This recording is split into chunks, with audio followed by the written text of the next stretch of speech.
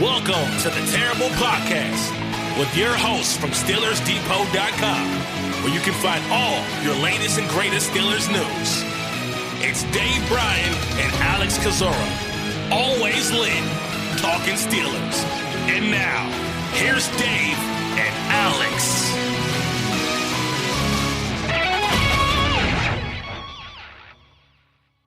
Welcome to the Terrible Podcast, Season 12, Episode 41. He's Dave Bryan. I'm Alex Kozora, SteelersDepot.com. Thanks for being back with us for this Wednesday show. Dave, it is hot in the kitchen in the AFC North with the Steelers-Browns set to play on Sunday, but it's also hot in the Mike Tomlin press conference. At least that's how things ended yesterday, and so that'll be obviously the headline today. Mike Tomlin very directly responding to the USC / I guess LSU job rumors. And I can't even make the joke of you're saying there's a chance because Mike Tomlin shut that down about as well as you could yesterday. Yeah, never say never, but never, right? And I'll tell you this from experience, and I am older than Mike Tomlin. Never is a long time, all right? But even so, I don't know where you want to start with this. How it got to this point, his actual response, why he was so kind of terse, maybe, or agitated, if you will. The way he kind of answered that question. I guess the how it kind of got to this point is kind of started, I guess, with Doug Wiley on the radio, and I don't even know the exact line of question that got him talking about, well, the 6 letters that the Steelers fans should be scared of when it comes to Tomlin is USC, LSU. I guess those comments started to circulate. Ryan Clark, obviously, never shy about taking just anything really and running in a direction with it, and being the LSU letters were kind of, I guess, attached to it, started talking, and then obviously the LSU job and coming open these last couple of weeks here, putting out there that he would do everything in his power to help get Mike Tomlin to LSU and how great that would be. And then fast forward to Carson Palmer being on the Dan Patrick show and and saying in so many words that Mike Tomlin could be a wild card, not that he was a candidate.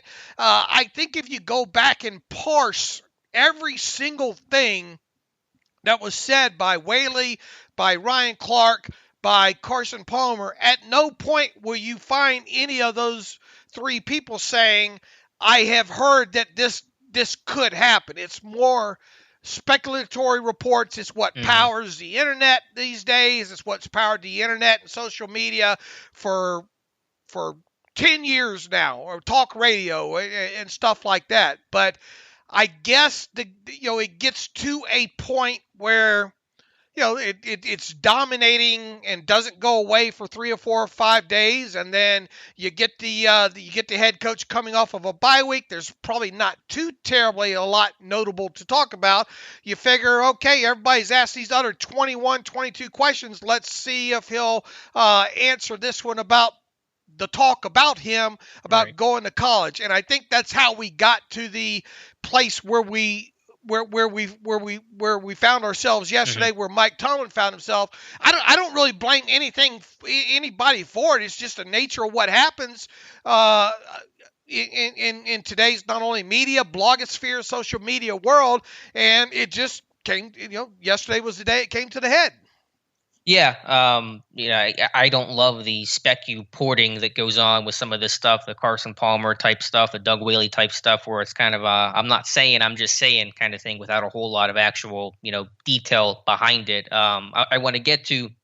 But it's not going to stop. That kind of stuff's not going to stop, right? No, I'm not pretending that, but I can still loathe it sometimes, especially whenever it results in stories like this. I do want to read Tomlin's quote here in a moment, but it's a quick aside a little bit later in the show because it is a Wednesday. We'll have friend of the show, Scott Petrak, on to talk Browns. He writes for the Browns for BrownZone.com, Chronicle, Telegram, Medina Gazette. You can follow him on Twitter at Scott Petrak. So we'll talk to him in a little bit. But back to Tomlin's quote. So here is Tomlin's full response. Quote, "Hey guys, I don't have time for that speculation. That's a joke to me. I have one of the best jobs in all of professional sport. why would I have any interest in coaching college football? That'll be the last time I address it, not only today, but moving forward. Never say never, but never. And then he seemed to get even more agitated as he was responding to the question. He went on to say, quote, anybody else have any questions about any college jobs? There's not a booster with a big enough blank check. Anybody asking Sean Payton about that? Anybody asking Andy Reid about stuff like that? And then he exited his press conference, which seemed to be about wrapped up anyway, for whatever that's worth. But he was getting obviously more agitated. I think you need to listen to the video of it that Dave has posted on Twitter to really get the full weight behind Tomlin's denial. But clearly Tomlin did not like being asked, although I'm glad the question was asked. I think it's good to get that just out of the way. And hopefully this is the story that dominates for the next news cycle. And then all these rumors and speculation and little pop-up stories go away for good. And so I think it was good to have this question be asked and answered and hopefully put the story to bed. Why do you think he got I sort of expected him to kind of get asked something along the lines related to it, but I'm not sure I expected.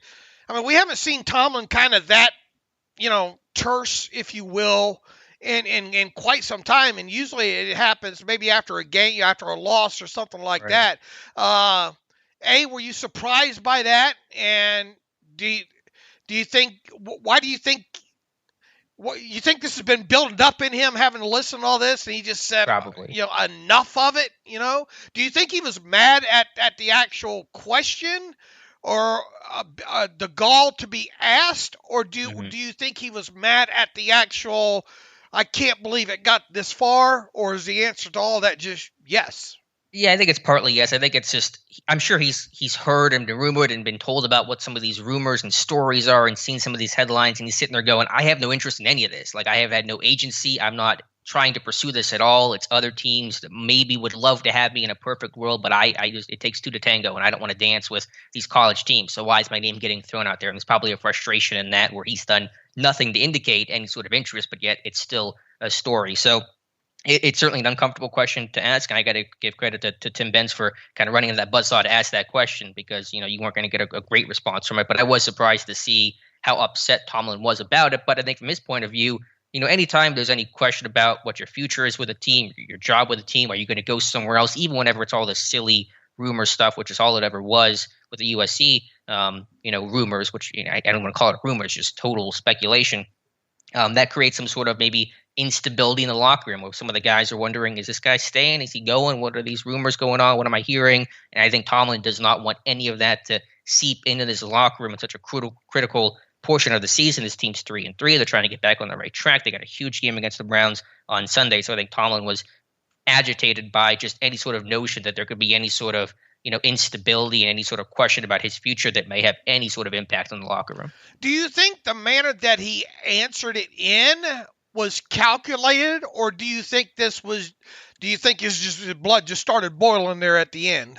I think also yes to that. I think definitely it was calculated in the sense of he wanted to produce the strongest denial possible, where there was no wiggle room, no any sort of, maybe to. Remember the way that Urban Meyer answered this question earlier this year about I think the USC job as well. Is he going to go back to college? And he just kind of looked down and mumbled, and you could barely even understand what he was saying. So I think Tomlin knew that he wanted to answer that as directly and clearly as possible, which mission accomplished, by the way. But I also think as he was answering the question, he was getting more and more mad about it, and just kind of the emotion of the moment as well, as he was having to answer this question. I guess my only other question or thing worth discussing coming out of this is, why do you suppose why throw out Sean Payton and Andy Reid's name at the end there? Mm-hmm. Is it because they are long tenured coaches? Is it because they're two coaches that aren't necessarily having the best season? That's when it really felt awkward. I guess if there is a way for me to feel awkward to hear, nothing makes me feel awkward these days, if you get what I'm saying. I was cringing watching that thing. I was like hiding with my hands over my eyes trying to just watch Tomlin's whole response to that. I felt like I was getting yelled at. It did get to that kind of at the end there, because there was an opportunity for him to say, any more questions? That's it. Mm-hmm. But then he said, he's the one that elongated that press conference there at the end there. Why do you suppose the name Sean Payton and Andy Reid specifically was thrown out there?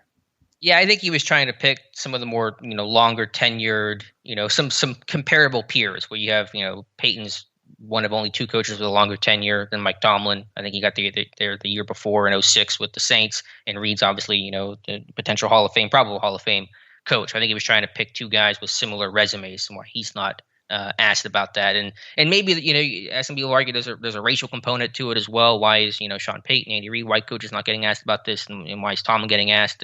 I don't know if that's where Tomlin was trying to angle it from or not. I do want to at least put that thought out there. But to answer that question, obviously, their names have not come up in connection with these jobs. And I don't even want you say that Tomlin's name has come up in connection with it, but if Sean Payton and Andy Reid were rumored in the way that Tomlin's been rumored, they would probably be asked about that. I think Reid's been asked about it in past years. I know, for example, Steve Kerr was asked about the Arizona Wildcats job last year. And obviously he, said that's not going to happen. So, this does happen whenever coaches do come up, and it's just rare for NFL head coaches as good as Tomlin to be mentioned in any sort of connection with a college job, because rightfully so. Why would those guys have any interest in going to the college game?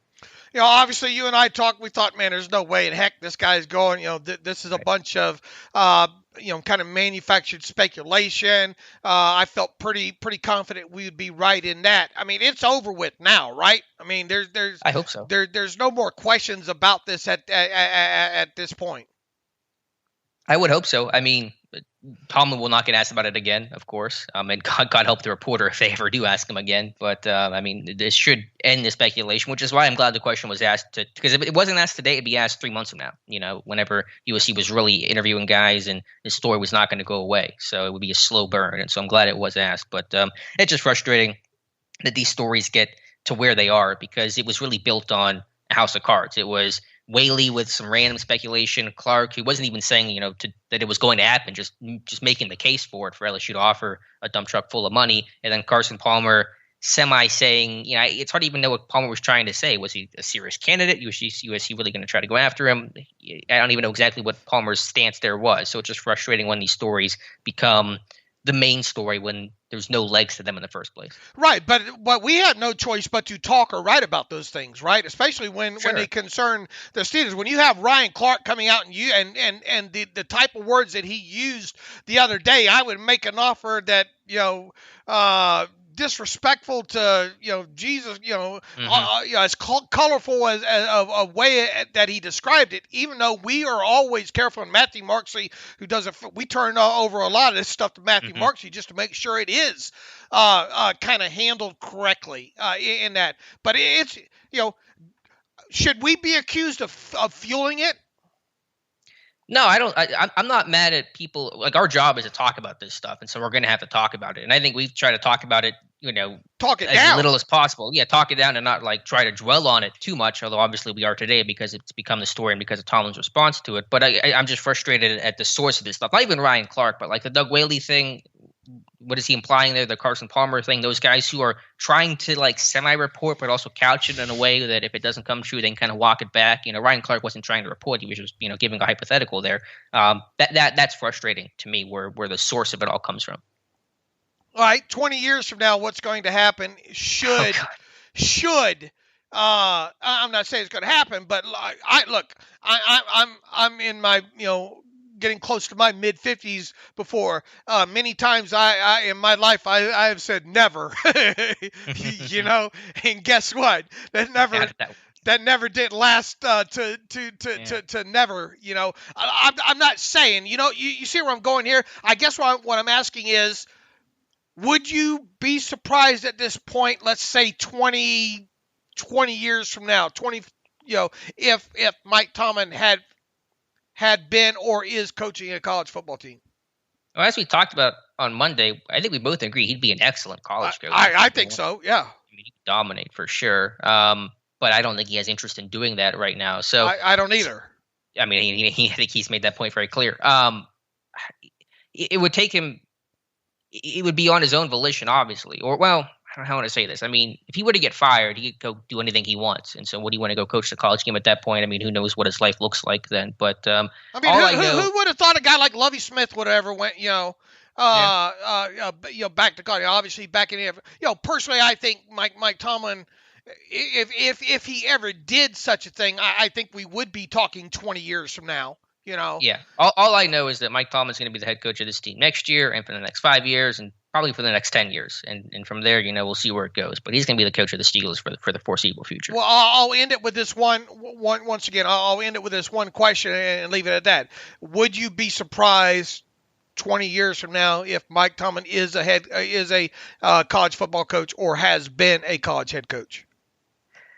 I guess I would be surprised by it. I wouldn't be absolutely floored and shocked by it, but there's nothing that's indicating that's going to happen. Okay, fair enough. Where do you come in on that?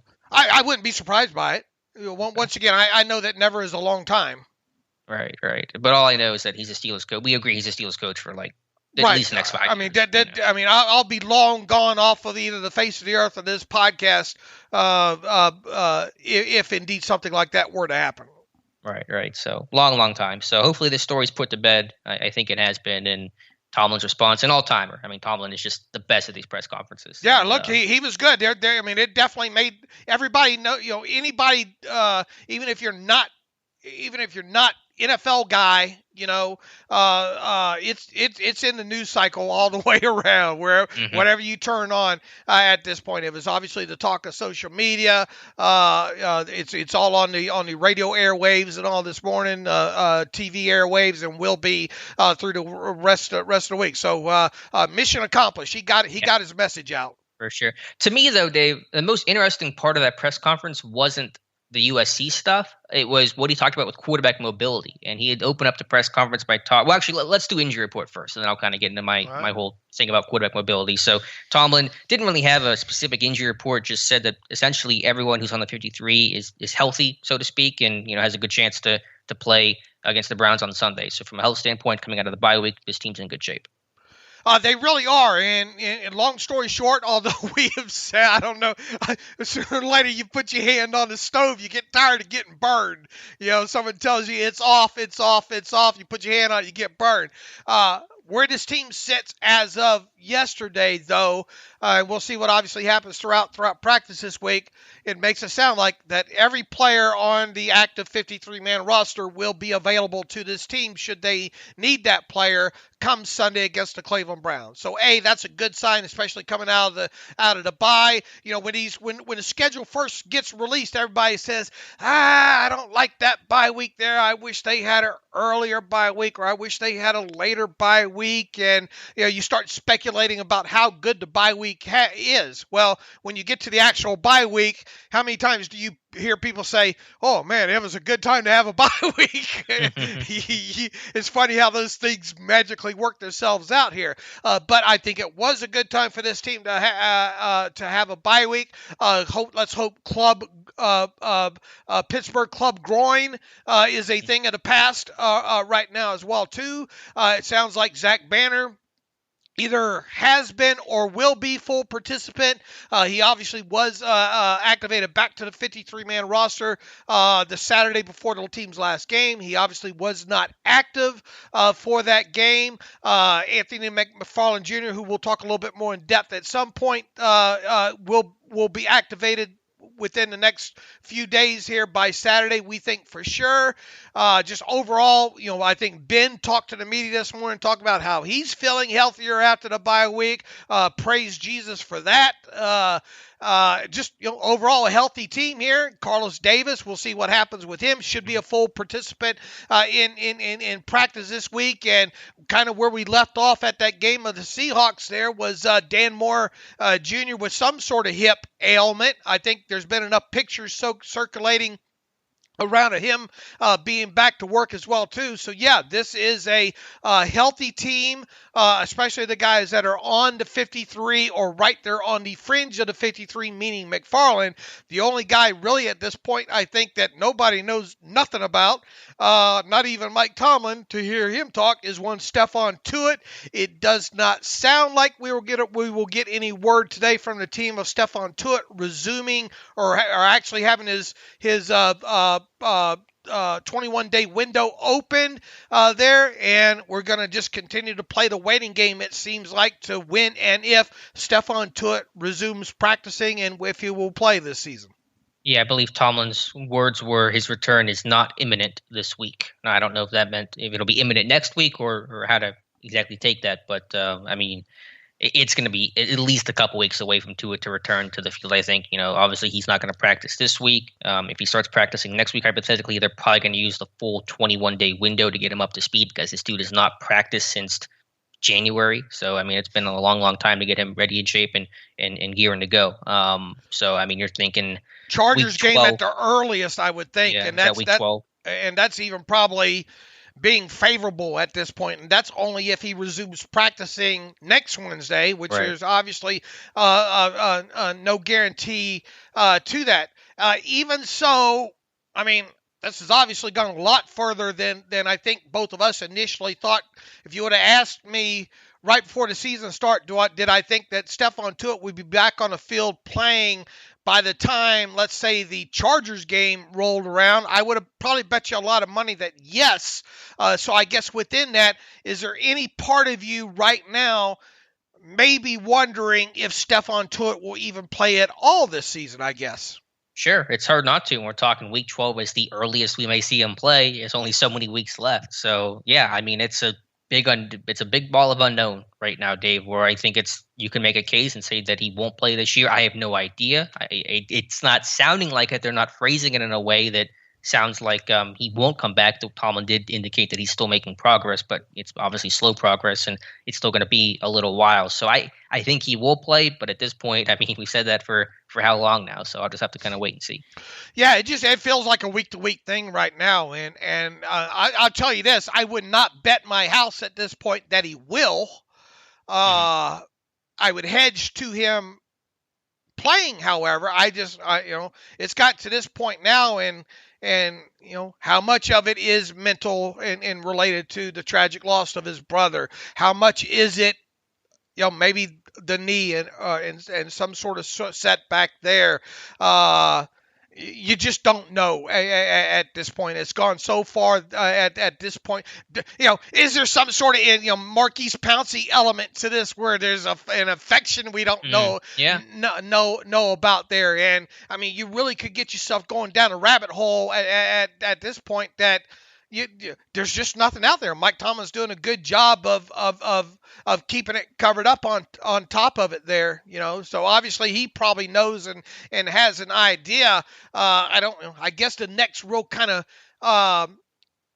direct question I would have for Mike Tomlin, not that you're going to get a good answer, would be: do you think Stephon Tuitt will return at some point this season? At least get that question out there. Yeah. You're not going to get anything. I don't think Keith Butler's going to let anything slip or anything along those lines. But although you never know with Keith Butler, there's a guy to ask. I might ask Keith. You keep hammering, I guess. I mean, all he can do is tell you, I don't know, or I want him back sooner rather than later. We hope to get him back, or we want those kind of answers there. So, but right now, I mean, someone says, "What is my best guess?" I don't have one.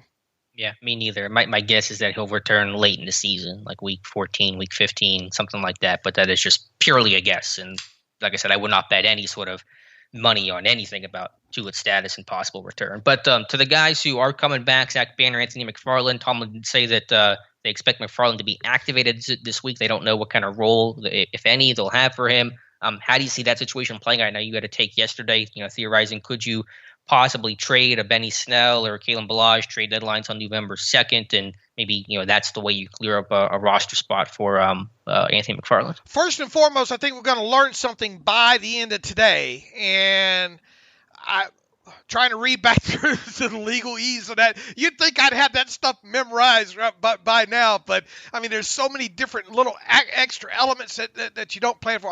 Long story short, I don't think the bye week counts against a 21-day window of a player. So if indeed, because I think the Lions have had something going on with Decker, who had some sort of setback and all, and I think one of Dan Campbell's responses was, I don't think the bye week counts against his time there. So I'm using that as my source right now, which is obviously dangerous.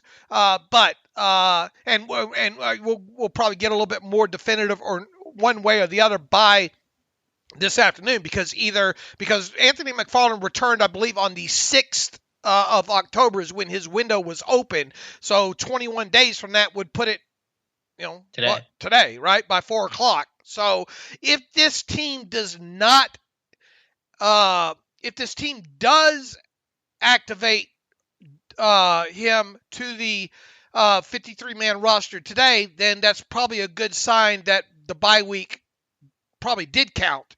But regardless, it's a forthcoming move anyway. If it doesn't happen by 4:00 today, then obviously the bye week didn't count. Then I would expect the move to happen later on, probably Saturday afternoon before 4:00 there. But regardless, to hear Mike Tomlin talk, and it was, Captain Obvious thing there is, the plan is to activate Anthony McFarland this week. And whether that be today, Thursday, Friday, Saturday, that's kind of been the given there. We obviously like to get into the minutia of when maybe exactly and why the day is a certain day. But on the flip side of that, who goes? And it's hard to imagine this team keeping Najee Harris, Benny Snell Jr., Kalen Ballage, Anthony McFarland Jr., and fullback Derek Watt. Is it though? We both had that as our preseason prediction, our final roster prediction. Yeah, but at this point, if one of those guys was nicked up or whatnot, maybe at this point I would say okay. But to me, it just sounds overkill because, I mean, I guess my best defense to that would be, who else would you cut? Right. That's a good question. I think another defense of that is Najee Harris has proven he's the bell cow. He was projected to be that role, but he's definitely in that role. And so having three running backs who barely play behind Harris doesn't make a whole lot of sense. So, yeah, who would you cut? Would it be a Cody White? I mean, I know you want to have some receiver depth, but I don't think he played really at all last week. And so I don't know if there's a big role for him. Maybe you could elevate an Anthony Miller or something like that and have that as an extra receiver on Sunday. You could indeed do that. And use up, the thing is how many times do you want to use those elevations, I guess. But if the master plan anyway is, we're only holding on to Cody White until we can get one of these two guys, up to speed, and we'll burn off their elevations first so we can effectively have, you can look at it as, say, the Steelers or have a 54-man roster, or 55-man roster, until they burn up these elevations there. So, yeah, I suppose the short answer is yes. I guess the question would be is, how much more are you going to get out of an Anthony Miller or a Steven Sims at this point, especially coming off of a bye week? And because neither of those two are probably going to give you anything on special teams, I wouldn't think. Well, Sims in the return game, but not as a coverage guy. Right. And I think Anthony Miller's probably past that as well too. So I suppose it's possible. Personally, I just don't see the value in carrying those guys, but we'll see. What about Kella Witherspoon? I mean, his role is non-existent on this team. I mean, that would be, I'm not saying that's going to happen, but I'm just kind of throwing ideas out there. Yeah, I still think you want that body, though. I think you have comfort in that body, and you do have to have inactives anyway. Right. I would be surprised if that happened. Well, let's look at it this way. Let's assume they cut a running back. It's going to be Kalen Ballage, right? I mean, I really don't think it's going to be Benny Snell. So they're going to cut a running back. We're going to get a lot of hate mail for this, but I think it more than likely would be Ballage just from a special teams aspect. We've heard how much special teams means. We tell people that every offseason, and they don't like to hear it, and then they get told by the coaches during the season, and they still don't like to hear it. And even after the dust settles, they still don't like to hear it. But the fact of the matter is that technically, Ballage is the more talented special teams player in my opinion, and because of that, I view him as the more Benny Snell, the one to more likely be kept, and thus Kalen Ballage be shipped away. Now, as you talked about my terrible take, I'm just throwing it out there. I don't.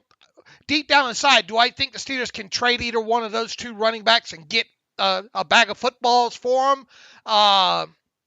No, but I tell you, it wouldn't stop me from putting some word out there that the Steelers have a couple of running backs that they are interested in playing. I mean, and interested in trading.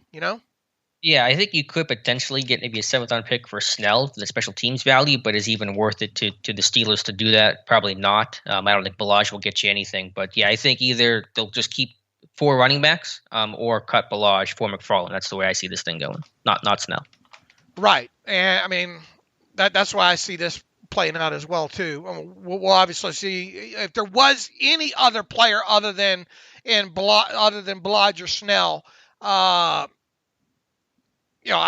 think you throwing out Cody White would be the one there. Mm-hmm. Yeah, and then with Banner, it feels like either he's going to start or he's not going to dress, because him as a backup who can basically only play right tackle is not super ideal. So my guess is he'll be inactive because I don't think they're going to start him, but I think it's kind of you either in or you're out. I put that on Twitter last night, and a lot of people didn't like it, but I could see it working out that way because to me it's either going to be Banner or Haig. I think. I mean, I don't think you're going to address all those guys. I think one of those guys almost has to be down, inactive at this point here. And are you really going?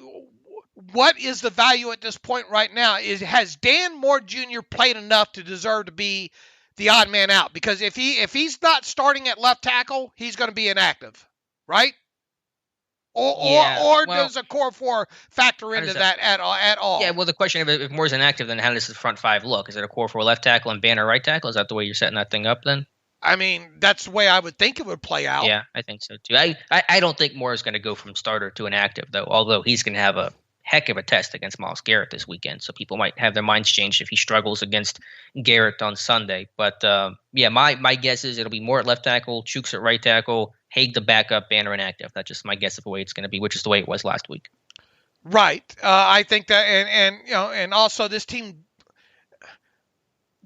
doesn't like to juggle. They don't like to juggle as many pieces as possible. And I think by making Banner active, I mean, obviously you could do it a 1-for-1 there, I guess, but a 1-for-1 in what sense? At right tackle. In other words, Banner goes in at right tackle. You make him act. If Banner is active, is he the start? Are you doing it because he's starting, or are you doing it because he's the better backup?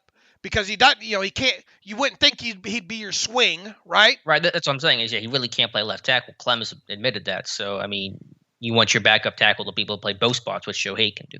Right. So I know people aren't going to like it, but I have a funny feeling that Banner is going to be one of the 5 or 6 or 7, however, we'll see how many, if they elevate somebody here or not. But I think you're looking at Dwayne Haskins as an inactive. I think you're looking at Witherspoon as an inactive. One defensive lineman. I mean, is there a potential that you see Carlos Davis back this week and maybe Henry Mondeau gets sat down? Yeah, I think Davis is going to be back whenever, assuming he's healthy, which it sounds like he will be. So I think Loudermilk. It's either Loudermilk or Mondeau. That's a good question. I'm leaning towards the Henry Mondeau being down because I think Loudermilk gives you at least a little something against the run right now, and you might need that. Yeah, I mean, I guess Mondeau played more snaps last week because he was filling at nose tackle, but Bugs and Davis are playing those year 2 nose tackles. Loudermilk only played 8 snaps, though, against Seattle. I'll lean Mondeau being down, but I think it could go either way, honestly. I do. That's why I think a defensive lineman will be inactive. I just don't know yet who it will be. I think Banner will be down, and who's the other one I'm leaving out there? Oh, Buddy Johnson, I think, would be the other one. So. And those would be your 5, barring somebody being elevated and all. See, here's the thing too. If you elevate Anthony McFarland and let's say you cut Cody White, I mean, if you activate McFarland, and then if you cut Cody White to make room for him, and then you elevate a wide receiver, then you would have to have at least one more inactive. So one of your 2 running backs, probably Caleb Balaj, would be inactive then, right? Yeah, I would think so. But at least in that scenario, you're not cutting somebody. Right. You're just making them inactive, and you're kind of floating that extra roster spot, essentially. All right, so there's some minutia to look for on Saturday there. Yeah. Dave, you want to talk about quarterback mobility? You want to take a break here and talk to Scott with Browns? I don't want to hold him to the end of the show. So let's, if you're good with it, let's take a break here and talk to our friend Scott Petrak, who writes for the Chronicle Telegram, the Medina Gazette over at brownzone.com. You can follow him. Be sure to follow him on Twitter as well at Scott Petrak. Good conversation with him talking Browns. We'll take a break and come back with Scott. Okay, welcome back to the Terrible Podcast. It is Wednesday, and that means that we will have with us a opposing or a beat writer who covers the opposing team of the Pittsburgh Steelers. The Steelers coming off the bye. It is Week 8. They will play the Cleveland Browns on Sunday in Cleveland, 1 o'clock Eastern Time, and that means we have the opportunity to welcome back to the show once again Scott Petrak. Scott covers the Browns for the Chronicle Telegram and the Medina Gazette. You can find all of Scott's work online at brownzone.com. That's brownzone.com. You can also follow him on Twitter at Scott Petrak. That's Petrak. Scott, welcome back to the Terrible Podcast. Happy Wednesday. Happy Browns Week. Thanks, fellas. How are you guys doing? Doing well, Scott. Doing well. Look, obviously a big week here for both these teams. The Browns coming off of a big victory last Thursday. They've moved to 4-3. The Steelers are 3-3 coming off of a bye. The Browns probably kind of needed this long week, I suppose, with kind of banged up there. Sounds like they're going to get a lot of people back healthy. But first and foremost, there are questions still about who is going to be the quarterback for this team against the Steelers on Sunday. There's talk that Baker Mayfield might be back out there today. It's kind of gone back and forth as far as speculation goes. I'm sure Kevin Stefanski loves that. What's your early thoughts on the quarterback situation for the Browns against the Steelers? Yeah, I think we're not going to know for sure until later in the week. I do expect Baker to try to practice today, Wednesday, and see how that goes.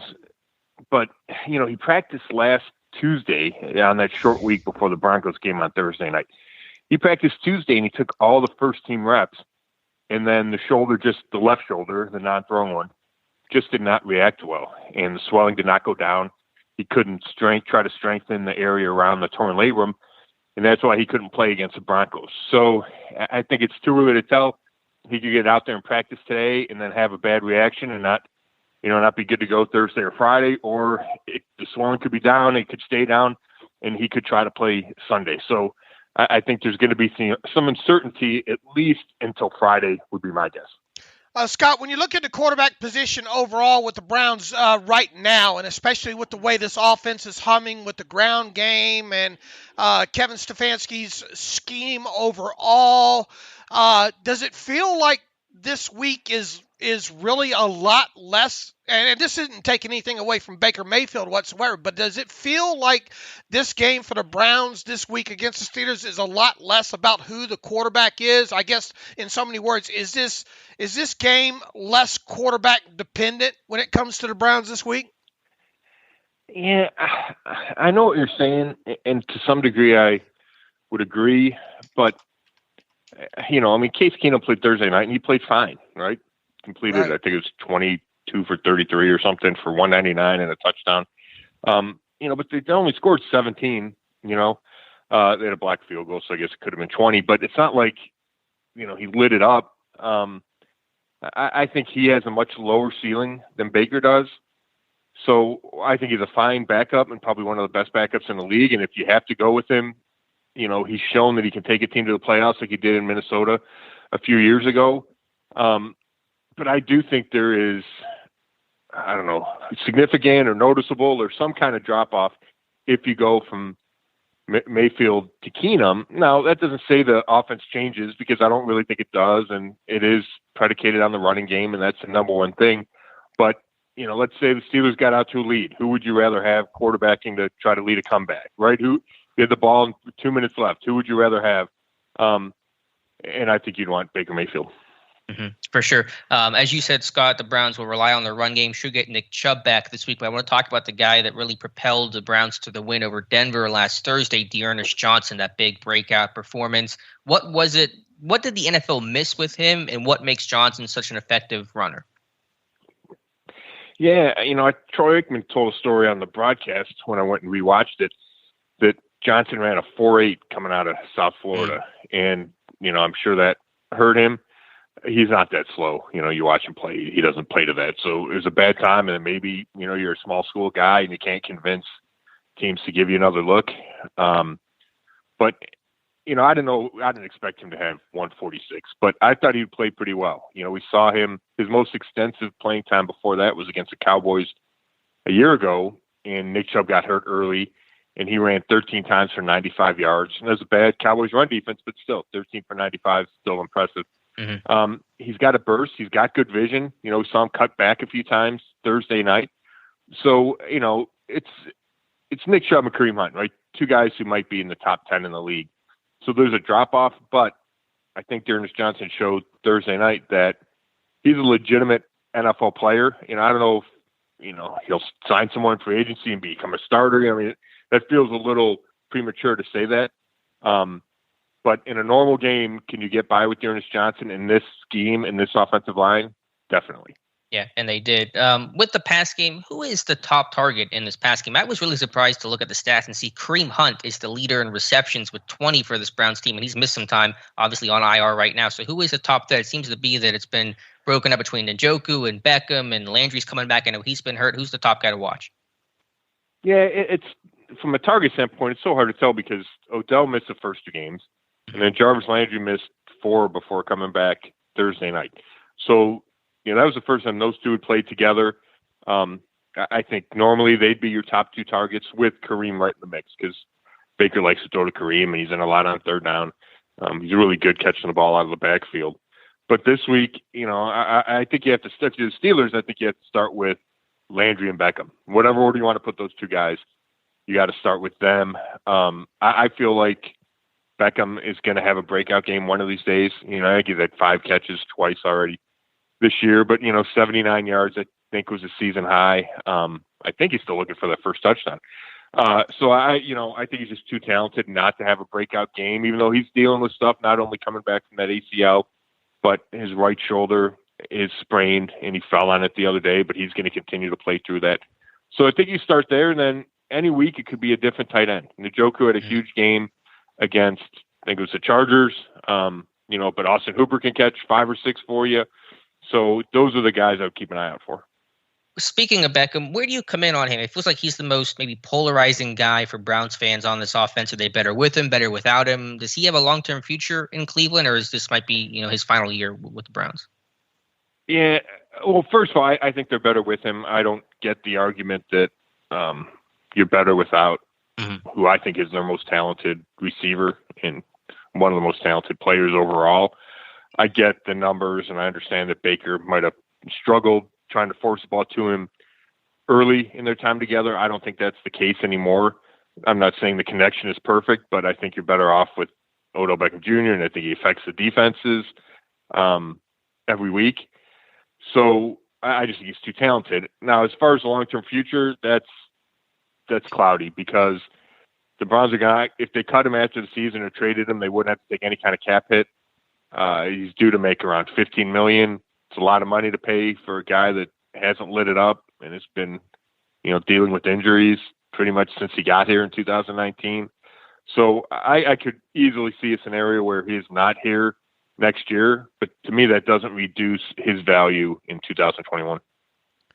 Scott, the injury report, first one of the week, will obviously be released later today. A lot of eyes obviously going to be on Baker Mayfield and what that status is, but even so, like you said, probably not going to know more about that until later in the week. What's the rest of it going to look like? I think they're going to get Jack Conklin back this week at right tackle for sure. And as you mentioned, Beckham, probably going to play through that shoulder.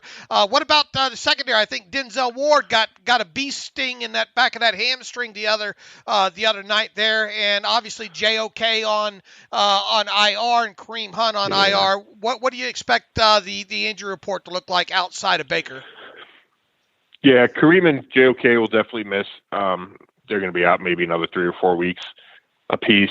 I think Denzel Ward and Donovan Peoples-Jones, the second-year receiver, are the 2 guys to keep an eye on. I expect Jack Conklin to be back. He practiced Monday.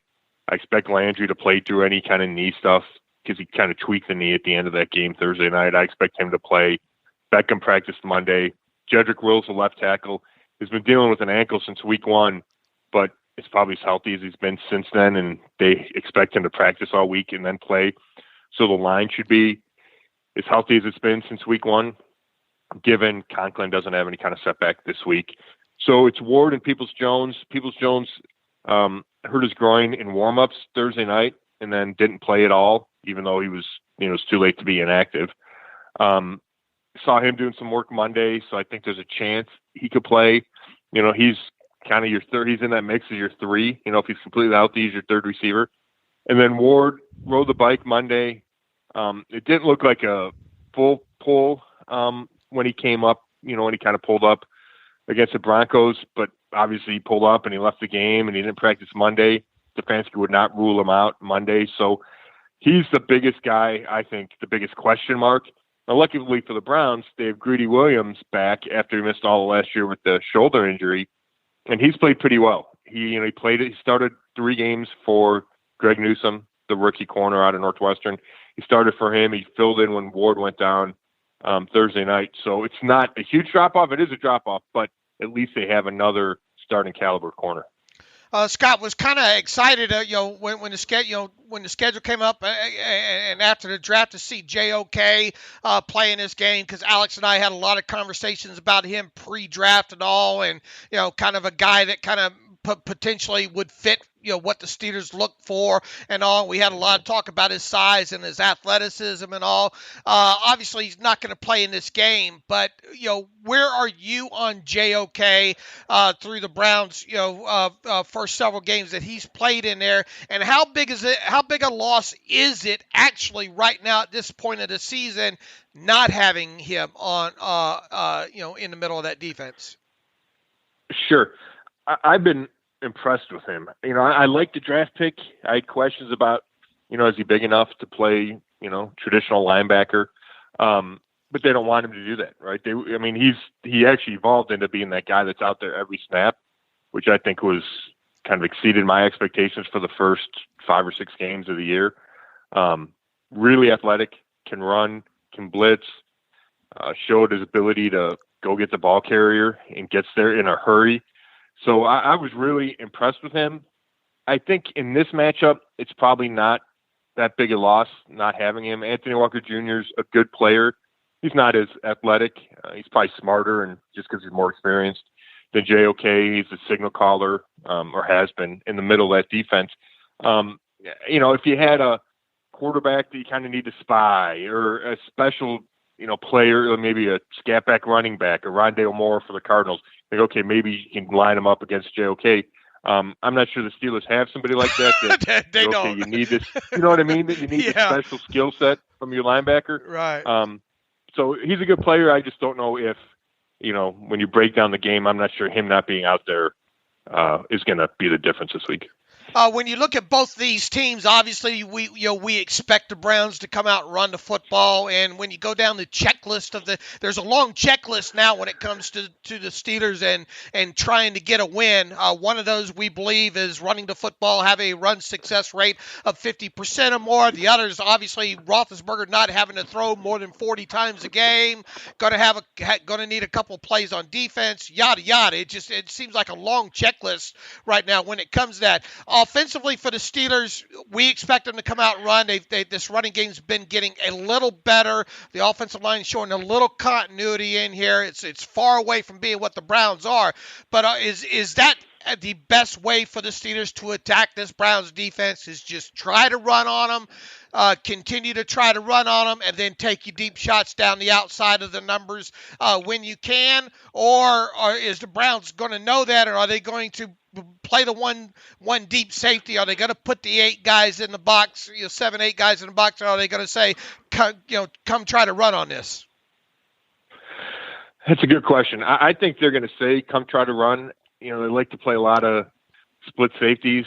Now some of that is when you expect the pass, but they're good against the Browns. Been really good against the run. I think I haven't seen the stats this week, but I think they're top 5 for the year against the run, which is a big improvement. Malik McDowell, the D tackle that was a second-round pick of the Seahawks and never played and spent time in jail. He's been really, really good. He's a force in the interior. Myles Garrett's a good run defender. Jadeveon Clowney's a good run defender. So, I think the Steelers are going to have to prove the Browns that they can run the ball before the Browns make any kind of adjustment. And then I think it's, they're going to not dare Ben to throw, but I think Ben's going to have to win the game. I don't think the Steelers running game is going to be able to win this game. I think Ben's going to have to do it.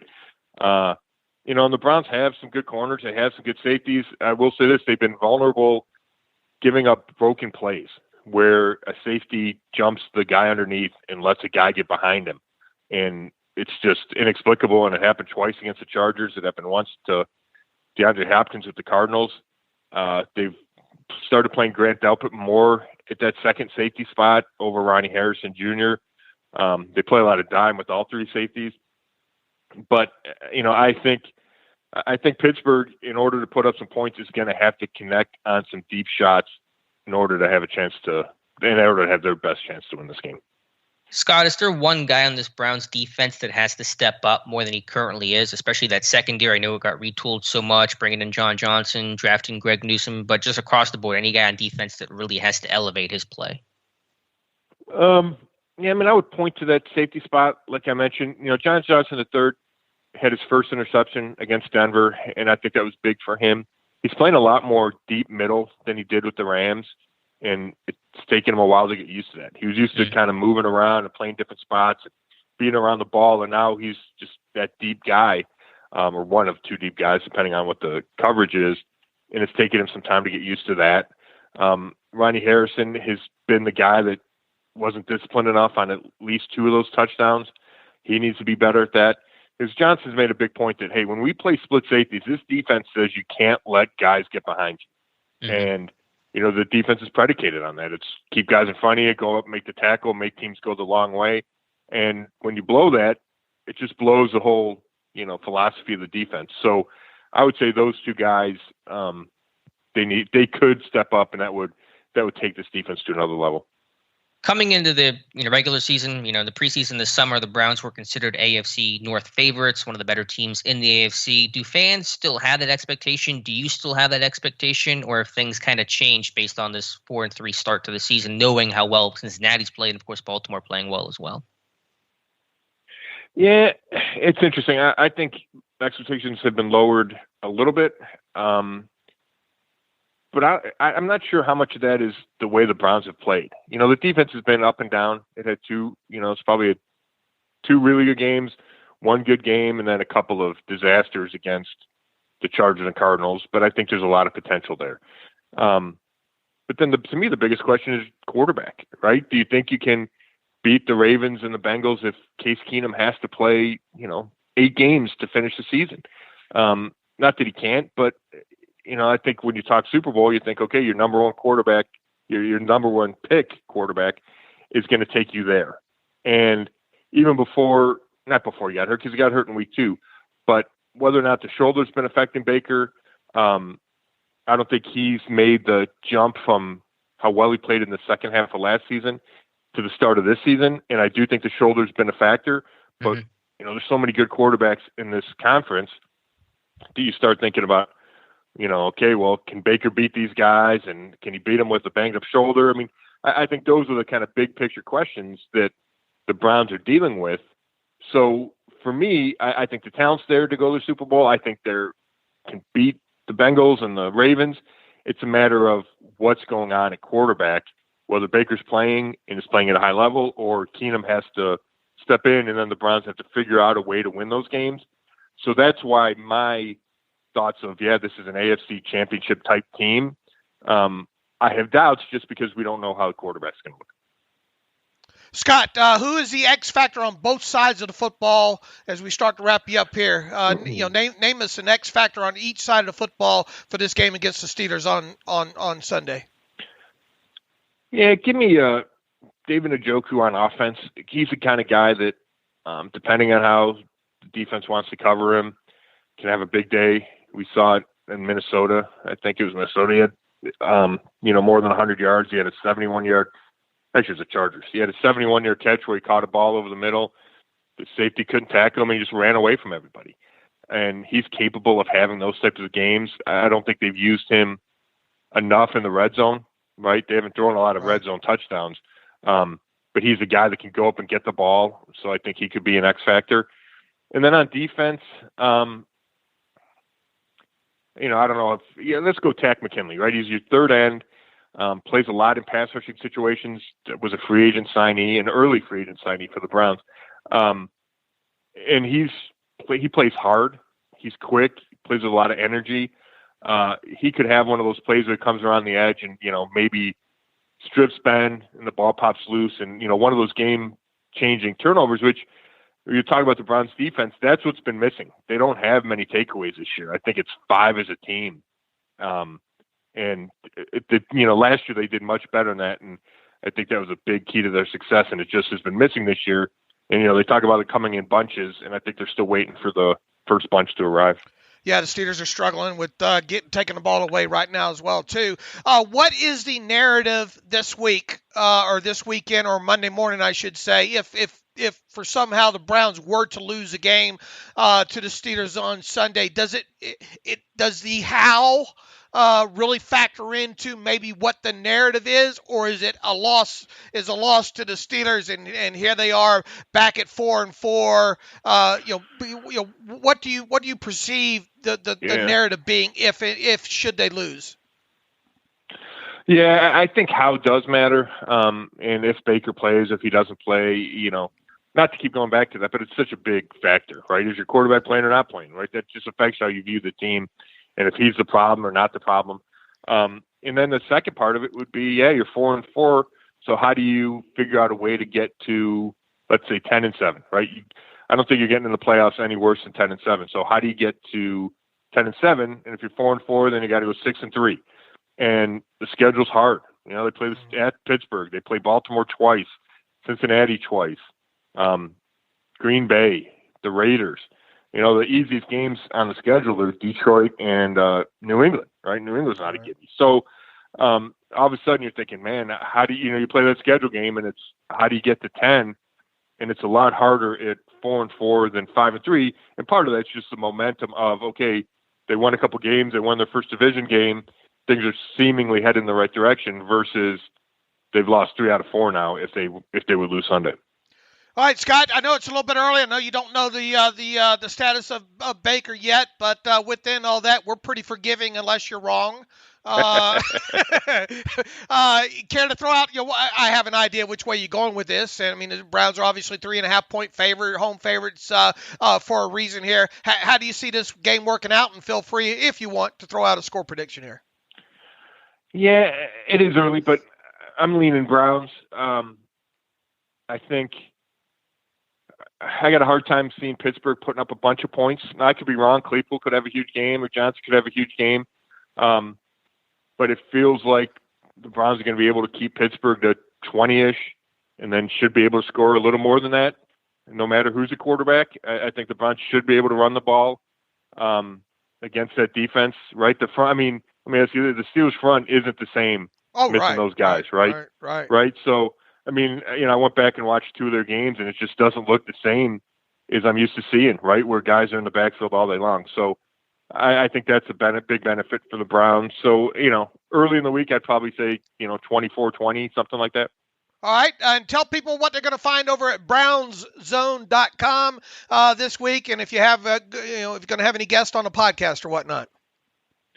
Yeah, we'll have obviously Baker Mayfield updates all week long. And I'm working on a Myles Garrett, TJ Watt story, kind of comparing those 2 elite edge rushers, right? Probably the 2 best outside rushers in the league. I'm hoping to talk to a bunch of people about those guys. And then, Odell talks Thursday, so I'm sure there'll be something interesting to write about that. All right, sounds good. Scott, well, we know you got to get to it, and all. We appreciate spending time with you, and we look forward to having you on later on in the season when these 2 teams get together a second time again. So once again, Scott, we appreciate you being on the Terrible Podcast with Dave and Alex. Thanks, Scott. Thanks for having me, guys. And welcome back to the Terrible Podcast. Again, our special thanks to Scott Petrak. Be sure to follow him on Twitter at Scott Petrak. That's Petrak. Be sure to check out his work over at brownzone.com, the Chronicle Telegram, and the Medina Gazette. Scott, always a good friend of the show, and happy to have him back on, Dave. Absolutely. But he direct hits too, doesn't he? I mean, he doesn't mess around with his response. He gets right to it and really knowledgeable guy. And it seems like a guy like him, we're able to fire off a lot more. I looked down and was like, man, we're only 17 minutes into this interview, and we've asked him like 17 questions. It felt like there. So obviously great to have him on, and that'll be at least the first of 2 times, hopefully, that we have him on this year. Yeah, no, it's good when it's good when I start running out of questions and I'm just like, so Bernie Kozar, he was pretty good, right? Like, I'm just trying to make up stuff, but yeah. Tell us about Sam Rutigliano. Yeah, how was Otto Graham? He was really good. Anyway, so let's get back here to Mike Tomlin finishing up what he said at his press conference. And I mentioned a little bit earlier, a little while ago, I should say, Dave, that I thought the most interesting part of Tomlin's presser wasn't all the USC stuff, although that was the most highlighted and viral media-wise type information, but his comment about how he spent his bye week. And he said, just at the top of his press conference, he's just said he spent his bye week to look at some of the broad trends in the NFL and things like that. And then someone asked him a little bit later about specifically, what did you see? What did you watch and scout? And he said, quote, I spent a portion of my day last week looking at quarterback mobility and its impact in situational ball, possession down play, red zone, etc. as a trend, for example. And so this is now the 3rd or 4th time Tomlin's referenced some form or fashion quarterback mobility and its impact and its value in the league. And I don't think at this point, I think at this point that it's pretty clear that whenever the Steelers look for a quarterback in the post-Ben era, which should be happening this upcoming offseason, they're going to find someone who has some level of mobility, something I know you've talked about for a long time now, Dave. We are 100% sure that he's looking at this more on his offensive side of football and not defending. Is there any element that would lead you to believe that he's looking at this during the bye week? I mean, why are you – I guess my main question is you got a lot of time between next offseason. Is that really what you needed to spend your bye – Well, I think he was looking at it from the impact of how the defenses handle that, but also that's intrinsically understanding the value of quarterback mobility. So it might not. I don't think it was like he was looking at quarterback mobility to think about the future himself. You mean I think globally. Globally, is that the one I should use? But I think he was looking at how defenses try to handle that stuff, or how good offenses weaponize quarterback mobility. But I think it will lead to the conclusion of the value of quarterback mobility, which is going to compel this team to find someone who can move at least a little bit when they find their next quarterback. It's like the Lord's trying to tell us something. We're trapped on the roof there, and the flood waters are rising and all like that. And he sends somebody with a boat by and said, no, I'm good. The Lord's going to save me here. Here comes the helicopter here. No, the Lord's going to, that old parable and all like that. It does. I mean, I'm trying to be funny here, probably not doing a very good job, but it does feel like might be a little blasphemous to compare that. Look, if that's the level of my blasphemous now at this point in my life, after all I've done, man, I'm going. I've got it good right now. So meeting God's going to be like the Festivus list of grievances whenever a long list of complaints, and you're going to hear about it. Oh yeah, we're gonna have a prayer meeting, I think. I'm not just gonna walk in unnoticed, I don't think. I would say so. Anyway, I got you down the rabbit hole. I apologize. So yeah, quarterback mobility, certainly on Tomlin's mind. I mean, we're not reading too much into that, right? I mean, he is trying to tell us something there, and it's something that the value of extending the play is something every Steelers fan should be well aware of that has watched Ben Roethlisberger play in the NFL since 2004, plain and simple. And then fast forward to 2021, the Patrick Mahomes, the Lamar Jacksons, the Josh Allens, the Aaron Rodgers, even at this point, the Russell Wilsons, the quarterbacks that can make those 3 or 4 extra plays a game, off script, off scheme. The ones that Ben Roethlisberger was known for making 2 or 3 a game sometimes. That gives you an advantage in today. It always has, but never so more in today's kind of parody, watered down 9-8 NFL. Am I correct? Yeah, I certainly think that the value of quarterback mobility has increased, and it's usually just that trickle-up effect from the college game. You're seeing more mobile quarterbacks in college football as you're in less pro-style offenses, more spread systems, just the highlighting the athleticism, the value that it has. Top quarterbacks today, sans Tom Brady, are all mobile to some degree. And so you don't need necessarily a Kyler Murray or Lamar Jackson or even a Josh Allen, but somebody who can create something with their legs. Now, you just mentioned a name in there, and this Tom Brady guy, he's pretty good, and I think he's still going to play maybe another year or 2 or 5. Tom Brady's not the guy that's going to off script. The last thing you go into a game wondering is, boy, how are we going to contain? The only way you worried about Tom Brady with the football in his hands is a quarterback sneak, and it was fun to watch him talk about that the other night. I tell you what, growing up, obviously a Steelers fan in all the years, and Spygate and hate the Patriots, and let me tell you, I this is another blast that's going to get me in trouble here. I absolutely love to watch Tom Brady play week in and week out. I love to watch Tom Brady talk anything related to football now. It's probably going to get me a lot of trouble, but that's the football fan in me. That's grown-up Dave getting past all the rivalry BS and all like that. So if people want to hate me for that, fine. But here, that what allows that guy to play as long as he has played and still play and still be pretty damn good at his job is he is his grasp of the game from a mental aspect and his mechanics within the frame of a pocket and understanding how to maneuver. It's not viewed as great mobility or standardized mobility outside the pocket, but how he does even maneuver in, say, a 4x4 or 5x5 box is mobility, like it or not. Sure. And, no, I agree. And that and his knowledge of the game and is what allows him to be that old style quarterback. Yeah, no, I've said it for the longest time. To me, and I think it's still true today, mobility within the pocket is more important than mobility outside the pocket, but certainly mobility outside the pocket is increasingly more valuable and can kind of get you out of some bad situations when plays break down and just, whenever, crap hits the fan. And so, again, I think, it's still not the number one thing on my list, not even close to the number one thing, mobility. I think there are 15 traits more important than mobility outside the pocket, but it certainly is more valuable, and I think Tomlin is hinting at that fact. And so if we try to reverse engineer and piecemeal this whole thing together, we know that according to Jake Glazer, Mike Tomlin does not want to start a rookie at quarterback next season. He appears to want a quarterback with some level of mobility, something that Mason Rudolph would not offer. Dwayne Haskins has some level of it, more than Rudolph, more than Ben, but not a lot. So if you're thinking about more veteran free agency type options, and I don't mean to put the cart before the horse here and talk about 2022, back here in the middle of 2021, but some veteran free agent quarterbacks who would fit that more mobile type of style would be Tyrod Taylor, Marcus Mariota, and to a lesser degree, and a guy I've talked about quite a bit, Jacoby Brissett.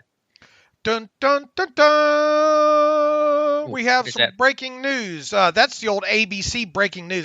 That's before your time. That's back when Ted Koppel and But we have some breaking news here for you, Alex. The Steelers activated running back Anthony McFarland Jr. off the reserve injured list as a designated to return player to the 53-man roster. And to make room for Anthony McFarland Jr., the team has placed Carlos Davis on the team's reserve injured list there. Now, the team also signed defensive tackle Chris Slayton to the practice squad and released Jalen Samuels from the practice squad there. So that is quite a laundry list of moves that the team just made there. But we now have Anthony McFarland Jr. back on the 53-man roster. They did so without moving a running back so far.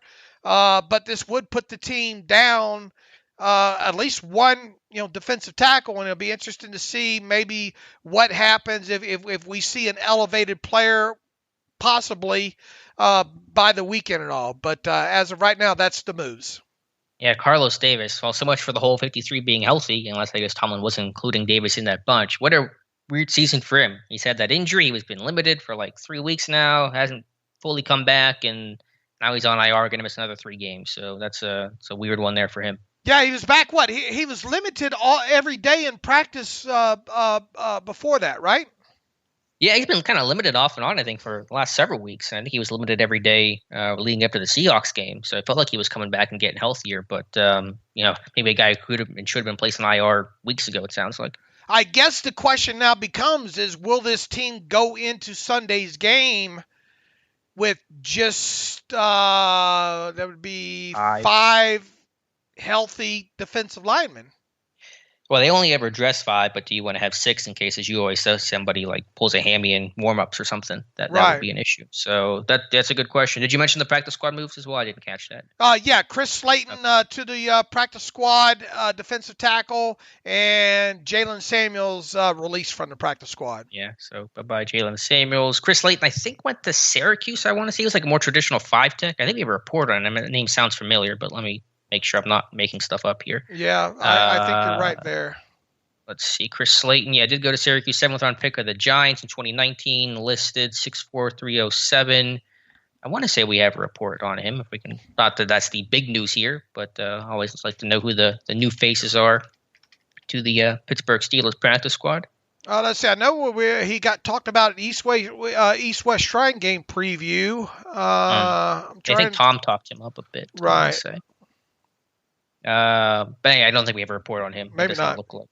But that name sounded familiar. He's from Syracuse. He's kind of more traditional 5-tech guy, so that name did ring a bell at least. Let's see. I wrote it. You know what? Why he probably sounds a little bit familiar. I wrote him up in 2019 East-West Shrine Game preview. 6 players for Steelers fans to watch. How about that? I get to pull and Alex. Well, not the same degree that who was it? Tom a couple years ago, or 2 years ago, highlighted Alex Highsmith. I think as a player to watch in the East-West Shrine game there. And here is what I wrote on Chris Slaton. Slaton might be the best interior defensive lineman at this year's East-West Shrine game, and he certainly projects as a one-gap penetrating defensive tackle in the NFL. In 49 career games at Syracuse, Slaton registered 107 total tackles, of which 32.5 of them resulted in lost yardage. He also had 9.5 sacks, 5 forced fumbles, and 3 defensive passes.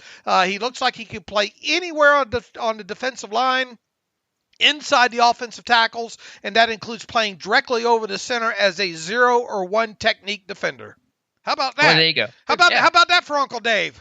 Not too bad. So that's the power of the site, for how long we've been around, able to kind of fall back on those things. And so I assume now, because McFarland was activated today, the bye week did count in terms of that 21-day window. It's dangerous to assume that, but they probably could have got, unless they just didn't want to pay an extra player a game salary, I guess, a game check. Mm-hmm. I guess that could have played into the equation as well too. It's one of those things that we'll have to find out, from somebody at some point. Yeah.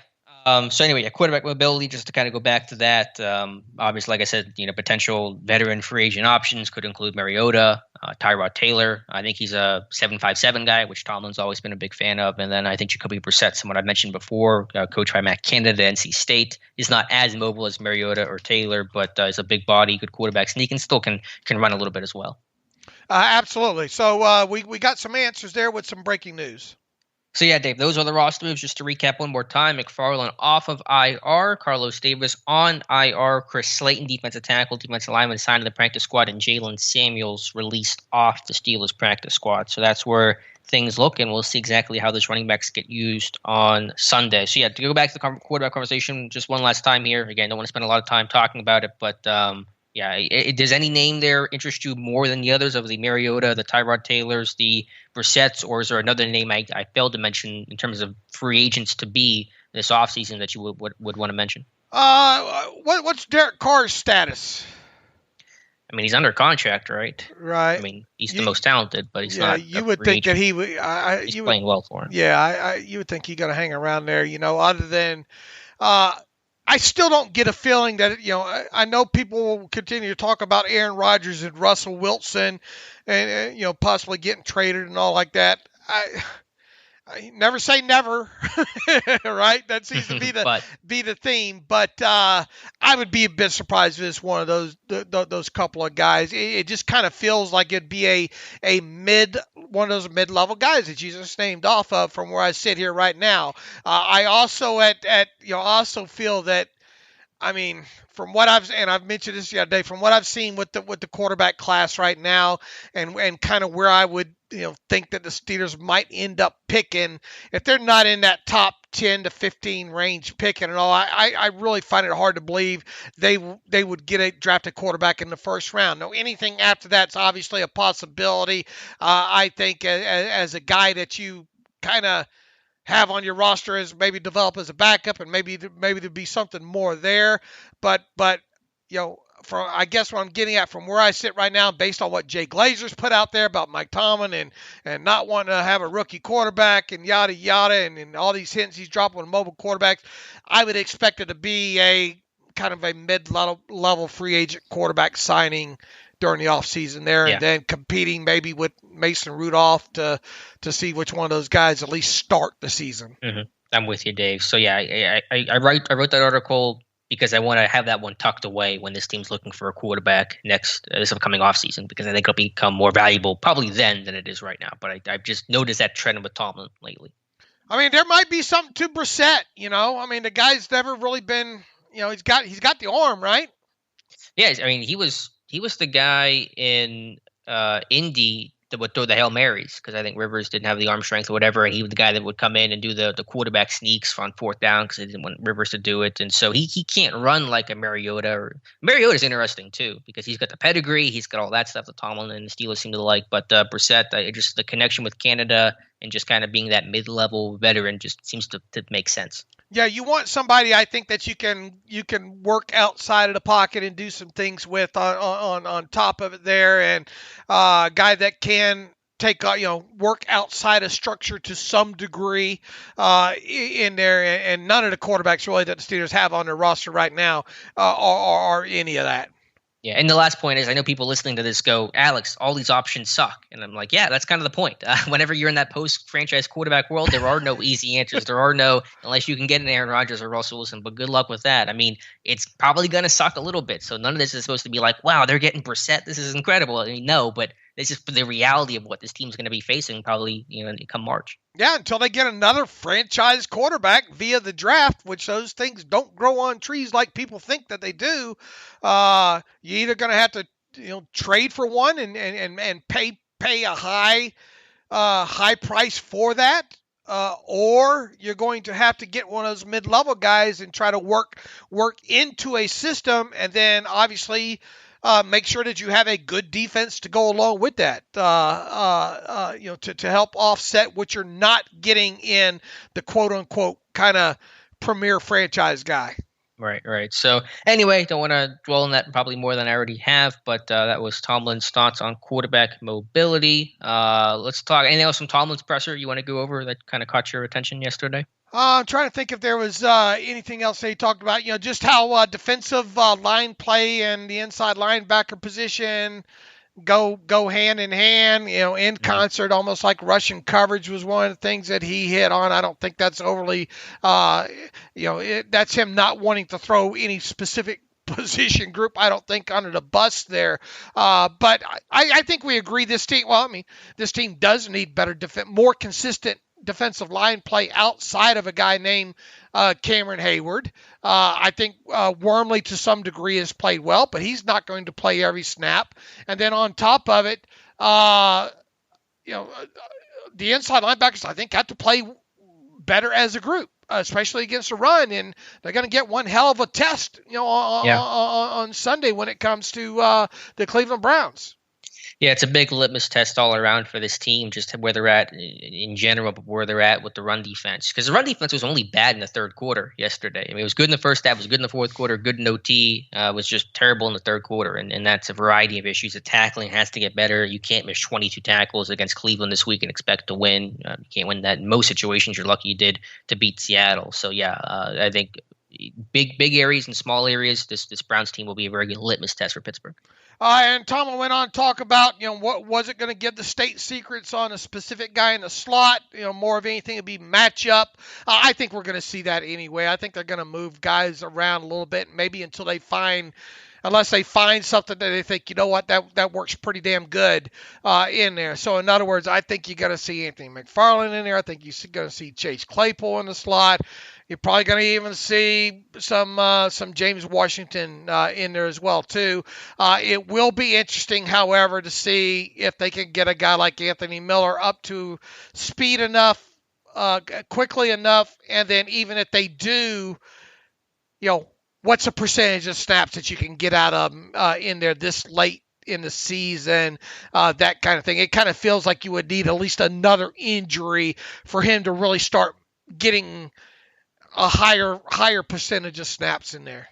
Yeah, that's fair. But I'm interested to see his name because I think he could be a sneaky option later in the season to at least get on the 53, replace Cody White, and maybe carve out a role there because I think they are looking for someone to maybe take a more cemented role in the slot. And maybe Miller's that guy, maybe not, but I think they want to find out a little bit. Yeah, but at no point ahead of the season did you think, I'm looking forward to maybe Anthony Miller being on this roster at some point, being the guy that gets a lot of snaps there in the second half of the season. Sure, but when you lose, no one wanted to see Juju go down. No one thought Juju was going to go down, so you got to roll with what the hand you've been played. Did they do themselves a disservice by not having a better slot option on this team? If they were going to keep a guy that's primarily been known for, and look, I mean, if anybody has a fathead of Ray McLeod on their wall, it's probably you.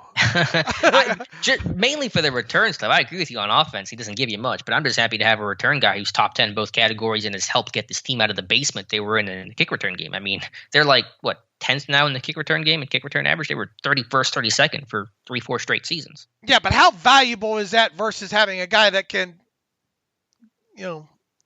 where's the trade-off there of the pros versus cons versus a guy that you a lot more comfortable with, should have. I mean, you don't go around thinking, well, we're probably going to lose Juju Smith-Schuster. You can't make roster decisions to some degree, but I think you can give yourself a better option than this team seemingly gave themselves at the slot position. Yeah, no, I get that. I mean, the receiver depth was good. We knew they were 4 deep, and I mean, just how did you want to find that slot guy? Somebody who was capable, probably didn't want to come in and be the clear backup to Juju.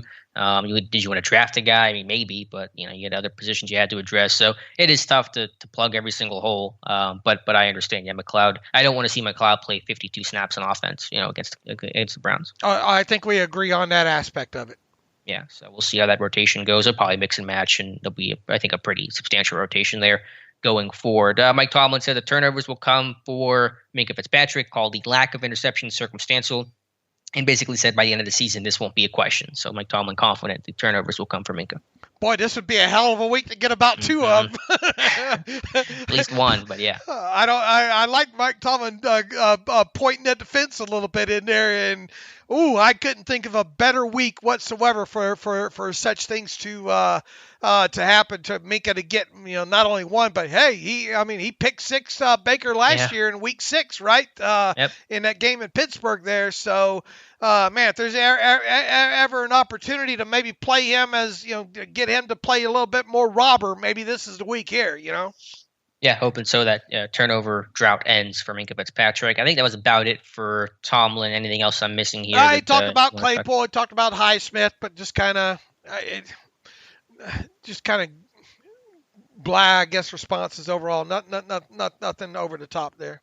Yeah, so both guys are coming along well, but the the big tests are these AFC North road games. And so how well you step up in these moments to try to win a very crucial games kind of defines your season more than what you did against, Seattle at home, in those kinds of things. So yeah, big games coming for Claypool and Alex Highsmith. Ben Roethlisberger had spoken. He's got a series called Different following his 2021 season. By the way, because Ben doesn't do this stuff that often, really ever, these kind of documentary type things. He did it coming off his injury, of course, but I get the feeling he's doing this series as a my retirement swan song remembrance. You get that feeling at all, Dave? Yeah, but he did at one point, even in this most recent one, kind of say, I don't know for sure if this is it, but right. But does he? I think he does. I think he does, but I mean, he did make sure to caution, I guess, in there. But they're very well put together. All of these have been even. Dating back to the ones with his rehab and all that, but I think they really are well put together. They don't seem that scripted overall. They seem kind of candid overall. Him burying himself. What I think you wrote it up. What'd you think what'd you think about his comments about dealing with this hip injury and how it's affected his mechanics so far? Yeah, it was interesting. Now, this had taken place before the Seahawks game. This was after the Packers game, so these are a little delayed in terms of when they get posted. But just to give the context to it, I mean, you can go on Steelers Depot, stick you to the top of the site, and probably read it better than I can describe it. But basically, he was just saying that his mechanics were all messed up because of the hip injury. And I thought it was interesting because he, obviously Ben's a guy who's played hurt so much in his career, has dealt with seemingly every single injury, but this hip one seemed to be new to him. He kind of concluded by saying regarding the hip injury, quote, "It's been a unique challenge for me. I've dealt with knees, but this is enough pain in my hip that it makes it hard to move. Even subtle movements, it makes it hard to move." So it feels like he never had to deal with something specifically like this before in the hip that's kind of messing up his whole mechanics and core and rotation. And, he talked about throwing from the ground up. And so it really kind of threw his mechanics in the whack, and he had to really try to overcome that. And it seems like he at least did against Denver and Seattle. And his defense, I even think a couple of weeks ago, he was like, boy, you should see this injury and see how gnarly it looks. And I think even the young fellow there that's interviewing him as part of this series of his has seen it as well, too. So evidently, whatever he was dealing with on that hip, was a heck of a, you see that padding that he's been wearing in there as well, too. So I think in his defense, it sounds like whatever that, that hip, it was pretty banged up, pretty good, and was pretty painful for him to deal with during games. So within that, I mean, he had the week off. Obviously, those type things probably don't magically go away overnight. But I mean, he's had a little bit of time off now. What should we expect out of his mechanics this week? Well, it sounds like he's been able to compensate or overcome. I mean, that's what he talked about even in that Broncos game. So, I mean, I think it should be much less of an issue than it was to hear Ben tell it and then, of course, watch his play. But, yeah, he said he tried to compensate and was trying to overcompensate and overstride, not step to his target, and it was just really hurting his mechanics. And so, again, I have not heard Ben talk about – I've heard more about Ben and mechanics this year than I have him any point in his career ever. And so I think there's a real focus on that because of the injury and because of that loss of mobility. I mean, look, he has, and you highlighted a few of those throws, kind of short, all arming it, if you will, and mechanics definitely being off, and you can go back to a couple of the throws. I guess specifically maybe to Juju there that he missed in that game. Who was it against? The Packers, right? Yeah, two of them. In that game there. Is his mechanics getting better going to change much into performance overall? You see where I'm going at here? I mean, you want them better. I mean, they can't hurt, obviously, right? But yeah, I mean, if your mechanics are poor, then you're not going to play well. It's really hard to play well unless your talent is so unique that you can go overcome it. But Ben's not at the stage where he can just overcome bad mechanics anymore. His mechanics have to be on point. Right. And I mean, look, especially with maybe some of these deep balls, maybe you'd be able to step into them, put them out there a little bit more. On top of it here. I guess what I'm getting at is okay, getting the mechanics back in line. Are we going to, how much of this overall is going to change, I think. Right. No, good mechanics does not guarantee success, but bad mechanics to me guarantees failure. Okay, so good answer. That's where he's. They give me the Family Feud there, right? Yeah, good answer. Good answer. Survey says. Thing. Yeah. Anyway, so that was just a commentary from Ben that kind of stuck out. So anything else, Dave, we touched on, or do you want to get to reader emails and close out today's show? Yeah, I think we covered a lot more than what we probably anticipated covering here overall. Let me see if I can get the email machine pulled up here. We'll start with one from Wendell Jordan on Deontay Johnson. Second time emailer here. Just a quick question at this point in the season. Do you think Deontay Johnson has earned himself a shot at a second contract? I know last year with his drop issues, Dave tweeted he's not going to get one, but being the best receiver the Steelers have at this point, has he earned a shot at getting one? I think he's obviously earned a shot at getting one. I just question whether or not he's going to get one, and I question whether or not he was even going to get one. Even if he probably didn't have the drop issue that he had last season overall, just because the sheer fact that you to me, I feel you got to be in that Antonio Brown category of maybe getting a second contract. I think kind of what he'll be looking for come time versus what the Steelers will be maybe ready to give to him. I just, from where I sit right now, if I was to predict, I would predict that Deontay Johnson, his next contract is with another team other than the Steelers. And Alex, I think you kind of disagree with that, right? I do. I'm more optimistic. I'm not going to guarantee he's going to get a second contract because if his demands are sky high, not in line with what Pittsburgh's willing to offer and the structure of the deal and that whole song and dance, then who knows? But I think his play has warranted it, and I'm not sure if he keeps playing the way he's playing. I'll phrase it that way. I'm not sure what more he would have to do to earn a second contract. It won't be at the AB level, but few guys are ever at that level, so it won't be at that price point either in terms of being like a top-paid receiver in football. So I'm not sure what more he would have to do for himself and his improvement and progress to earn a second contract, because I think he's on a great pace right now. And I think too, look, I mean, the dynamics obviously will be a little bit different. Depending on the type of quarterback maybe they go after and the expense related to that, or whether or not. And then also I think playing in Deontay Johnson's favor is I think an X receiver is a lot more valuable than a slot or a Z. So if you have a good X and can retain an X, I think that kind of plays into your favor a little bit, or in Deontay's favor. I still kind of wonder if this team will throw money at Deontay. And yeah. Look, they're guys excellent off the line, separation, that kind of thing. Personally, I think he is the best separator, deep separator on this roster right now. On top of it, and that's been the case for a while. I think nobody out in open space can make people miss like him. And it's not anything against him. I just wonder from an organizational standpoint, historical. Yeah, I like to add in a lot of those things into trying to make some of the speculation. That's where I come in at because of things that have happened in the past. Because he's not AB, at least not yet. I kind of wonder if they would re-up him, and it's not intended to be any kind of slight at Deontay Johnson. Although those drops were troublesome last year, but I mean, everybody was dropping passes last year. It wasn't just him, but it does seem to be that he's past that. Yeah, I know this team scouts receivers better than any other team in football, but I think one reason why they've done such a good job of producing receivers is because they've had a Hall of Fame quarterback to throw to, and they won't have that. And by the time Deontay Johnson's contract is up, Ben will be gone. So you want to keep that guy around because you want to have proven talent, as opposed to drafting somebody and trying to make him work with some, turnover and change at quarterback.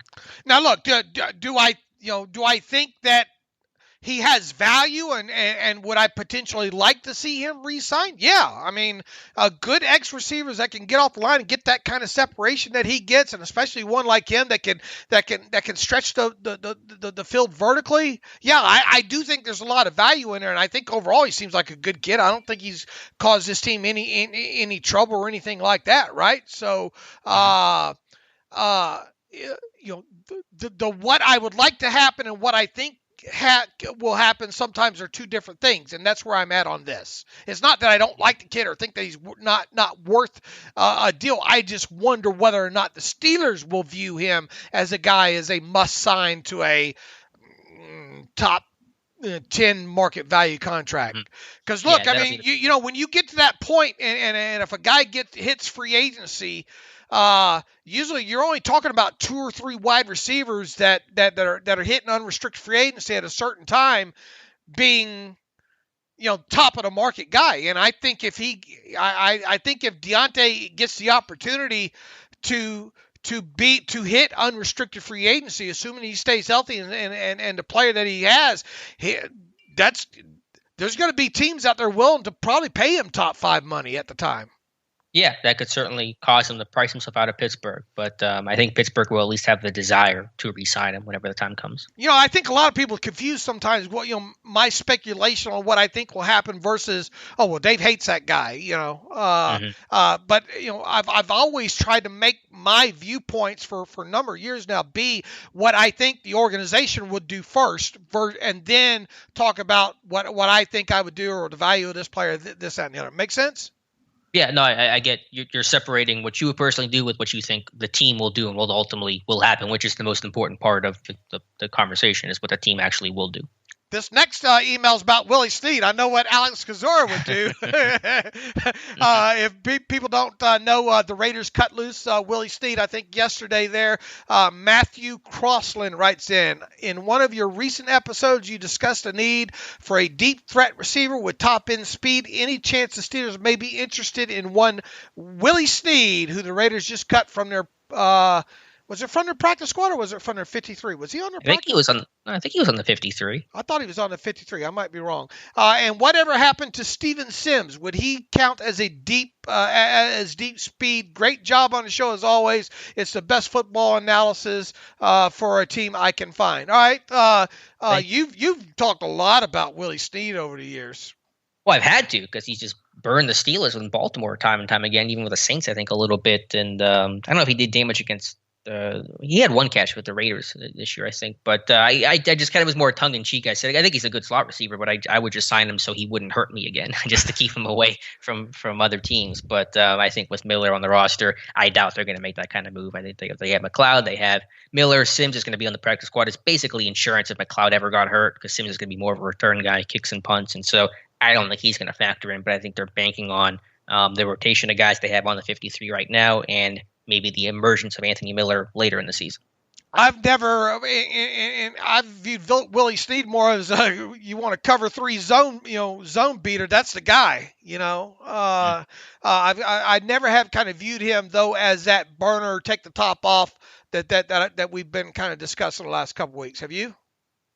I've always seen him more as a slot guy. I think he ran well coming out, but his career average is 12.3 yards per catch. The last couple of years, it's been around 10 or 11. So I've seen him more as that kind of find the soft spot in zone coverage type of dude. And I've always, in the limited time that Steven Sims has been around the NFL, I've kind of viewed him as just that backup slot guy. Not necessarily the guy on the outside that's going to take the top off of coverage either. And obviously, Steven Sims kind of claimed to whatever fame he's had so far has been pretty much as a return man. Although, I mean, he did catch a few passes for Washington there a couple of years ago, and that's why he's on the roster, because Ike Hilliard knows a little bit about him.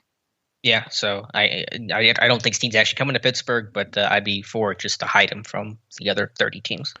David Rickards writes in, good evening. Thanks as always for the work. The Depot team is my favorite. Tomlin offered some modest praise this week for Loudermilk. Have you seen enough tape on this kid to suggest some positive development? Conversely, it felt like he may have been trying to motivate Bugs. Maybe I'm just bored from the bye and I'm reading into pressers too much. Keep it up.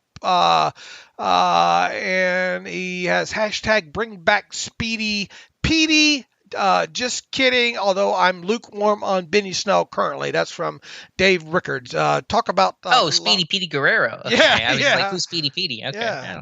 There you go. I got caught up in Speedy Petey. What was the first part of that question about Loudermilk? I've seen it's been progress. He had a great rep against Seattle. I had that clip of him two-gapping and making that tackle on the back in that game, so that was the best rep I've seen from him. So yeah, I've seen progress there. I mean, is it enough to make me feel like he can be like a full-time guy right now? No, but I think he's in a good direction. That was a good rep that he had against Seattle. Really good, flashing, going across the face and then going back across the face there. Really, really good. Brian Tellini writes in, let's see.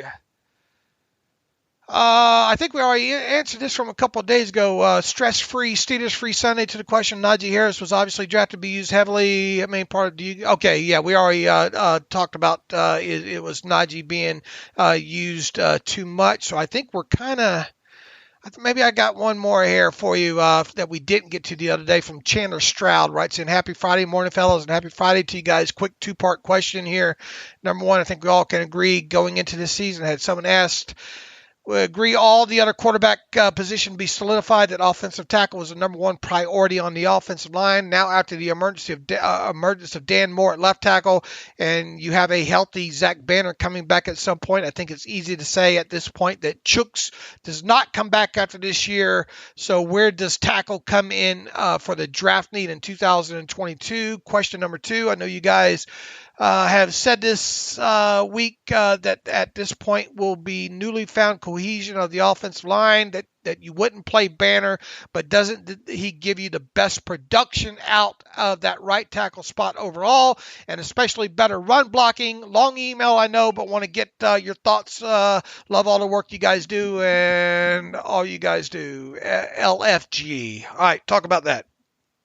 I'm not going to draw any conclusions on what this line will look like and who's coming and who's going. I'll kind of let the season play out because our thoughts have already changed and evolved from where things look like the first 3 weeks compared to where things look like the next 3 weeks. So, I mean, we'll see what happens with the core four. I'm leaning towards him being somewhere else, but I'm not going to lock that in. And, we'll just let the whole regular season play out, and then we'll have the chance to really kind of make those conclusions and guesses and those types of things. Yeah, I mean, from where we sit right now, man, it's hard to think that he would be back, right? Yeah, it would, but the idea was that Banner was going to start the season and play and hopefully play well, and he has not started. And so, what is his situation going to be like after that contract they gave him? So, I mean, it's obviously just this line is different than where we expected it to be. We thought Okoro would be at left tackle, Banner at right tackle, Moore would sit for a season and kind of rest and redshirt, and none of that has happened. So, I mean, the expectations of how this year has gone, I think, are a bit different than what we thought they would be before week one. Yeah, but I mean, he's still got a chance to earn himself a little bit of money here, right? Yeah, he could. I mean, tackles aren't cheap typically, just offensive linemen in general. There's an O-line tax that gets paid in free agency. So we'll see what happens. But I'm just going to take it week by week, and it's a big test this week for this offensive line. It's a good defensive line. As Scott said, Malik Mcdowell is playing really well for them, and then Dan Moore is going to have to play the game of his life. He's played in the SEC. He's gone against top competition before, but he has not faced a guy like Myles Garrett, and so I'm not sure if the game plan is going to be to give that guy extra help or whatever the case is, but Moore's got to be on his A game against one of the best pass rushers in football. All right, I think that's got us for now, Alex. This show went a little bit longer than maybe what we intended. I usually do when I'm involved with them, which is every show. Every show since the beginning of time. But no, within that, Alex and I will get deeper into previewing the Browns-Steelers game.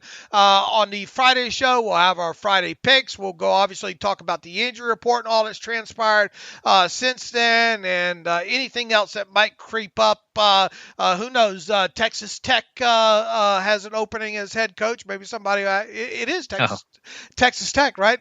Aren't they the ones? One of those, I think, Texas school has an opening right now. No, in all seriousness, no.